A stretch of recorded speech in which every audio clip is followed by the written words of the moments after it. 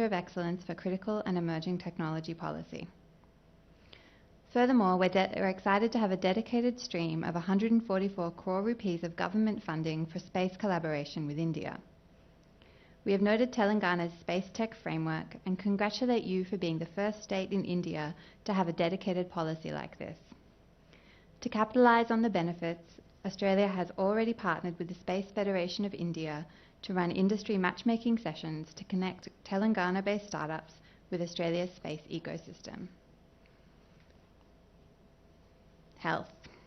Telangana's leadership in the health and pharmaceutical sector is well known, and Australia is pleased with the many connections we have in this sector, be it long-standing research relationships with the LV Prasad Eye Institute or the innovative arrangement which sees Australian medical students from Macquarie University undertaking clinical placements at Apollo Hospital. There's probably no better example of Hyderabad's global leadership in the pharma sector than the role Biological E is playing in the Quad vaccine partnership, something noted in the Quad Leaders Statement. Collectively, Quad countries have delivered over 670 million COVID-19 vaccine doses globally. COVID-19 also drove the uptake of digital health services in India as it did around the world, and supercharged a focus on the manufacturing of medical devices. We think there is a lot more that can be done between Australia and India in those areas. To assist, we are currently finalising an MOU between Australia's Therapeutic Goods Administration and India's Central Drug Standard Control Organisation. My Austrade colleagues are also investing a lot of their time in collaborations in digital health. Finally, education has long been and remains a flagship sector for our bilateral relationship. Our Prime Ministers discussed in Tokyo the potential that jointly delivered degree programs could bring for our collaboration, and I'm pleased we already have 2 such programs being delivered in Hyderabad, one at the University of Hyderabad and another at IIT Hyderabad. We welcome Indian students to Australia, and we hope to have 1.5 lakh Indian students in Australia by July this year. That would be about 1/3 of all international students in Australia. To further grow our education link, significant new funding will be invested, including for scholarship programs. There are some specifics there on the slide, or you can read the chapter in your booklet. The ECTA, the Free Trade Agreement, will also guarantee generous post-study work rights, including extra time for students who hold a bachelor's degree or above in STEM fields. What we hope is that this package of initiatives makes Australia your first and your natural choice for any education collaboration. Ladies and gentlemen, there's no finish line in a bilateral relationship. There's always more we can do, but we do reach the finish line of my speech. So I hope that from our discussion today, you take away 2 key messages. First, that there has never been a better time or a stronger outlook for Australia-India relations. And second, that the Australian government is serious and committed to investing what we need to do to generate further linkages. I look forward to working with you to take Australia-India relations to new heights.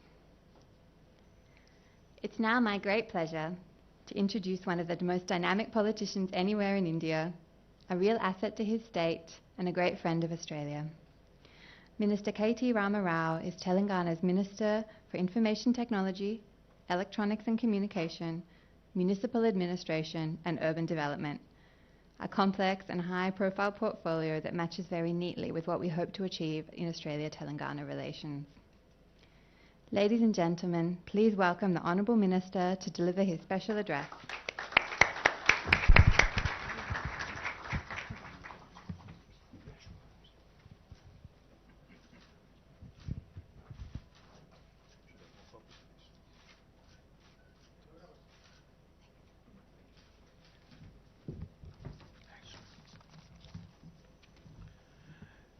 Good evening, and thank you, Sarah, for those kind words about India and particularly Telangana. Thank you very much.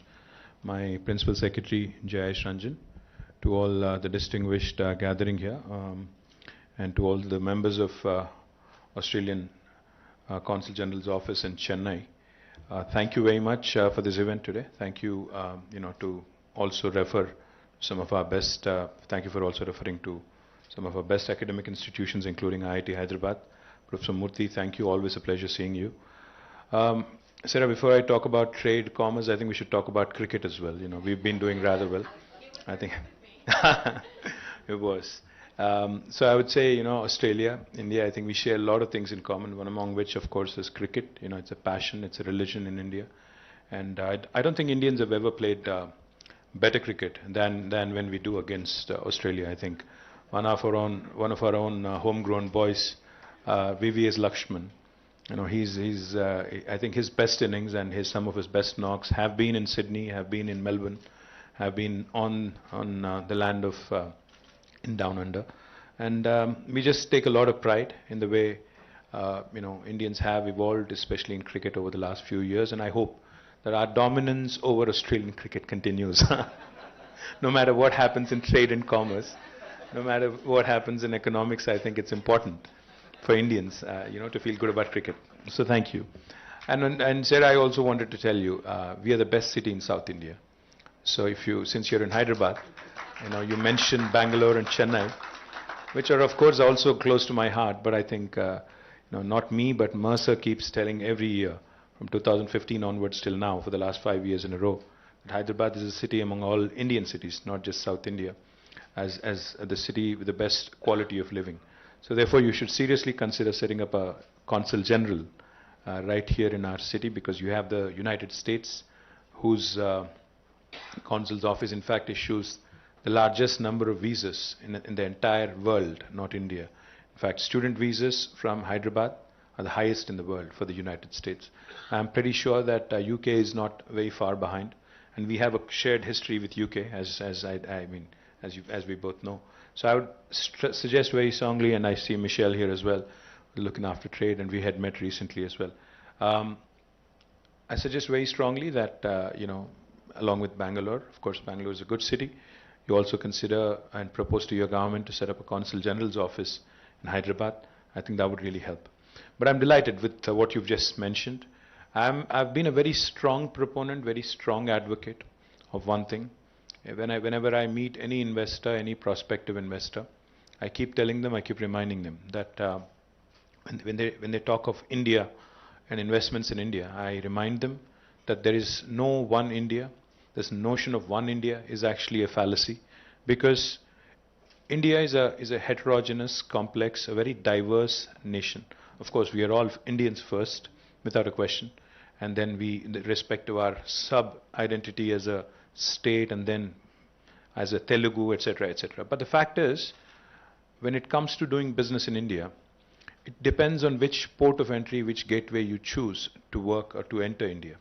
For instance, if an Australian firm were to enter India through Hyderabad, their experience would be drastically different compared to entering through another state. I would not want to name names, but most certainly I'll tell you that this would be a very different experience. So the notion of doing business in India will vary from the choice of your destination. So therefore, I've been a very strong proponent that while it's important to have free trade agreements, while it's also important to have regulations and frameworks with respect to foreign direct investment, what is far more important from an individual investor perspective is the real action when it comes to investing actually is in the hands of a state, because land, power, water, fiscal incentives, manpower, and the day-to-day daily operational issues, all of those lie actually within the domain of a state government, because India is a federal republic, we are a union of states. So therefore, my humble appeal to the Australian government through you and Australian investor community through you again is that you need to engage bilaterally, directly with the states. While it's important to be engaged at New Delhi's level, but what's equally important is to actually engage directly, bilaterally with various states, because each state has its own strengths. For example, the last state of Telangana has chosen 14 areas as thrust areas for inviting investment. My sister state, Andhra Pradesh, which also falls under you, has a huge coastline, which I do not have, which the state of Telangana does not have. So therefore, our strengths are complementary. We need to figure out who to work with on which front. So that sort of a combination, that sort of a positioning is equally important to understand. More importantly, I'm happy to learn that Telangana has been identified by the Australian government as one of the featured states in this report that you've just shared with us, as an investor-friendly state with which Australian companies can actually do business. When we launched our industrial policy back in 2014, we had kept in mind the apprehensions of international investor community that typically are about investing in a country like India. India is one of the biggest concerns about investing in India. I'm saying this with Jayesh Ranjan right in front of me, is the proverbial bureaucratic red tape which kind of has bothered, and Jayesh is of course very different, trust me. I've worked with him long enough. I think if every bureaucrat in India was like Jayesh, it would have been a very different India. I mean, that's a different story, but the proverbial red tape that everybody frets about when it comes to doing business in India is something that we had in mind, and that is something that we wanted to address with this policy. So the industrial policy that we brought in 2014 confers upon the investor a right to self-certify, which no state in India will actually offer you. An investor can actually self-certify themselves and as being in compliance with the law of the land, stating explicitly that they will abide and they will basically follow whatever law is that is laid out for an investor into the country and into the state. We are the first state in the country to have introduced this system, meaning that when a company lands, and an Australian company lands in Hyderabad or in Telangana, you can start the construction of your factory on day one without any clearance from the government. You can self-certify and you can start construction on day one. Even in the most well-governed states in India, typically this process of clearances, this process of approvals takes anywhere between 1 to 3 months. In Telangana, we've made it 0. There is no lag time. You can start on day one. Not only does it save on time and cost, it also guarantees a hassle-free experience of working autonomously and anonymously in this state. Only for regulatory purposes, of course, we ask that the investor file an application online outlining the details of their project. The online system takes care of all the departments that are involved in issuing permissions, so that the investor is not required to physically visit or meet anyone. Before the commencement of commercial operations, our TS-IPAS law guarantees that all permissions will be given in a maximum of 15 days. If, due to any eventuality, we are unable to meet the 15-day window, the law also has a provision of deemed approval. So it's an approval by default. So no individual can actually hold on to any clearance without any possible solid explanation. What this does is essentially it takes out the individual from the decision-making process. It institutionalizes that process, I think, which is extremely important. It takes out a person from that process and creates a process which kind of supersedes a person or an individual. So for instance, even if my principal secretary or a commissioner of industries, or even me for that matter, a minister, is shifted to another post, or even if there is a change of guard, what remains is the process. What remains is the institution. I think individuals are temporary, institutions are permanent. That's what we've made a conscious decision around. And let me also add, there's another feature in the law that upholds the government accountable for its promises. In case any official is found to have delayed the approval beyond the time stipulated, which is the 15-day window, he or she is finalized a sum of rupees 1,000 per day for the number of days for the delay. I'm happy to share with you also that the progressive TS-IPAS policy has been implemented successfully in more than 19,000 cases over the last 8 years, bringing almost $35 billion worth of investments, and has created a potential of 1.6 million jobs directly.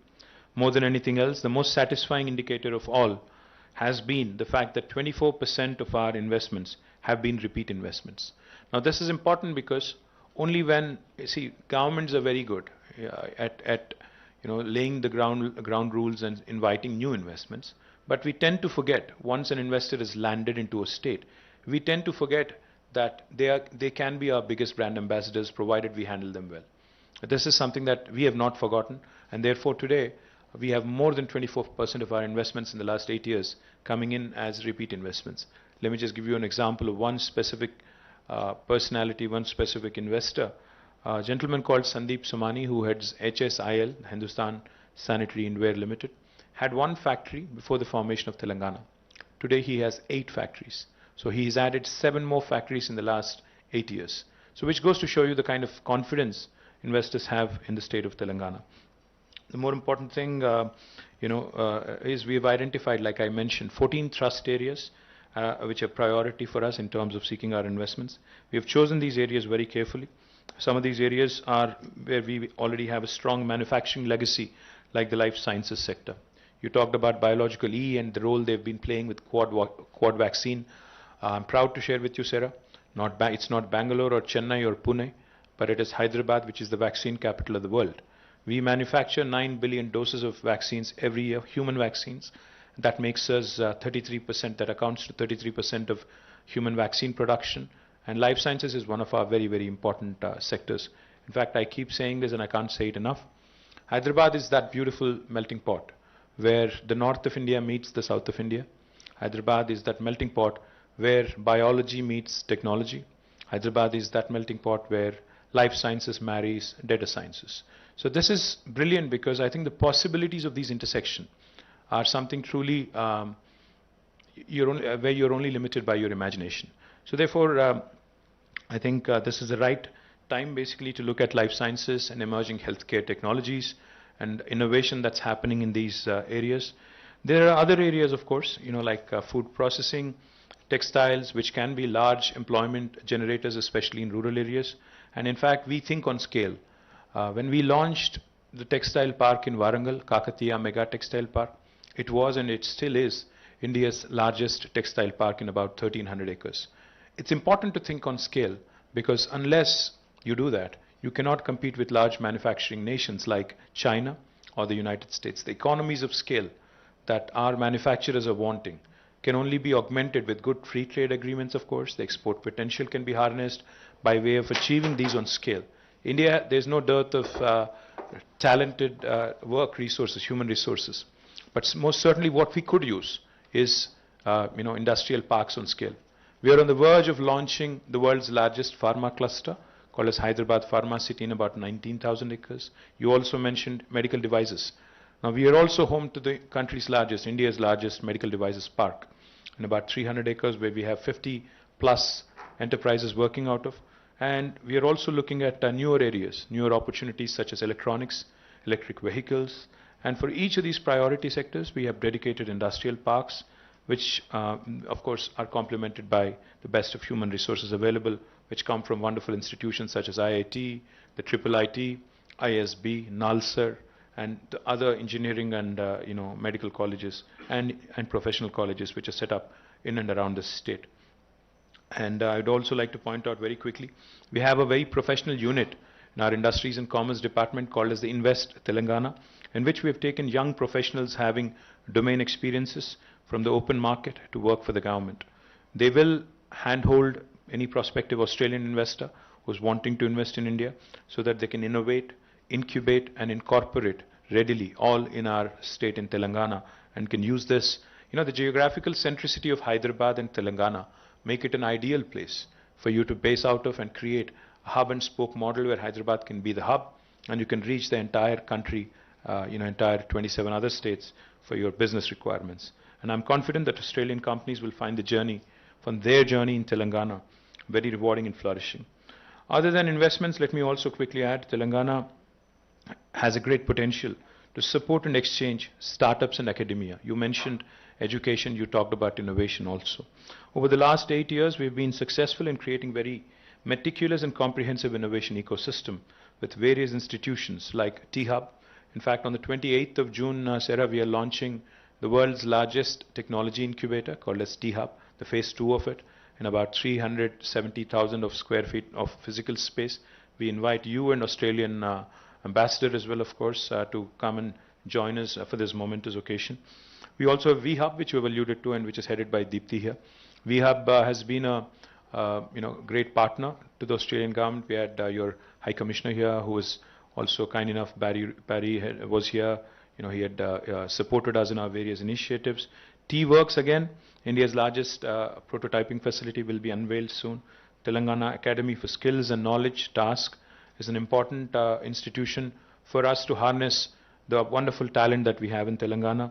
TSIC, the Telangana State Innovation Cell, with a Chief Innovation Officer is again an enterprise that believes in catching our youngsters at a very young age and grooming them as potential entrepreneurs. Now, RICH is the last institution that I'll mention, Research and Innovation Circle of Hyderabad, which basically tries to bring about a synergy between the academia, the wonderful institutions we have wonderful scientific labs we have in Hyderabad, such as the CCMB, IICT, CFTRI, we have NGRI, we have several others, NIN. All of these, working in tandem with industry is what makes the ecosystem very special. Many young entrepreneurs have received incubation and acceleration support through these institutions, and today they're already, they're ready to deploy products and solutions that can work in Australia quite well as well. Innovation has to be a two-way street. We have to have young innovators from India exploring down under in Australia, and vice versa. We want Australian innovators and youngsters to come to India to explore the large Indian market, and we can facilitate that through the gateway of Telangana. At the same time, like I said, we would love to see more and more collaboration between Australian institutions, academic institutions, and Indian Telangana's brilliant educational institutions. We're working on certain plans to set up a world-class life sciences university. In fact, the last 10 days I was in UK, and I was also in Davos at the World Economic Forum. We've had the privilege of interacting with academicians and top-notch research scholars both at Oxford and King's College in London. In fact, King's College has come forward and they have entered into a memorandum of understanding with us on the Life Sciences University. We already work with Cranfield University of United Kingdom on the aviation ecosystem. So we are always looking for partners who can potentially come forward, partner with the local government here, and establish a truly world-class institution which can offer more and more opportunities to our youngsters. So we look forward again to identify suitable partners from Australia. We've had a preliminary discussion when we were here about 15 days ago with Michelle and a few of your other colleagues who are here from Australia. And I'm once again, of course, looking forward to more and more collaboration on the education front. We are delighted once again, and we thank you. I thank you on behalf of my government for having identified Telangana as a prospective and a state with good potential to do business in India. I would request, of course, you to consider organizing some more webinars for our entrepreneurs, because I see FITAPSI and others among the gathering here. I would request you to work with our team here, our entrepreneurial ecosystem here, to organize more of these events so that they familiarize themselves with the various opportunities in Australia, and look forward to more road shows as well, so that we can actually have our entrepreneurs talk and interact directly with their Australian counterparts. Thank you once again for visiting Hyderabad, but I would rather have you stationed here and open a consul's office. Thank you. Jai Telangana, Jai Hind.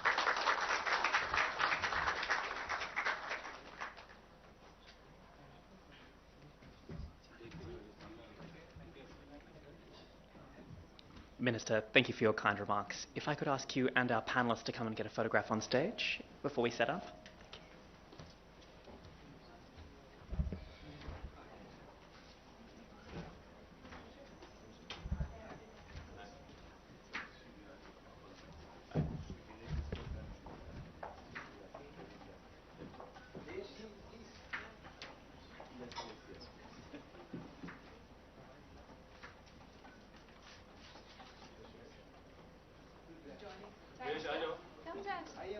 Don't play hard to get.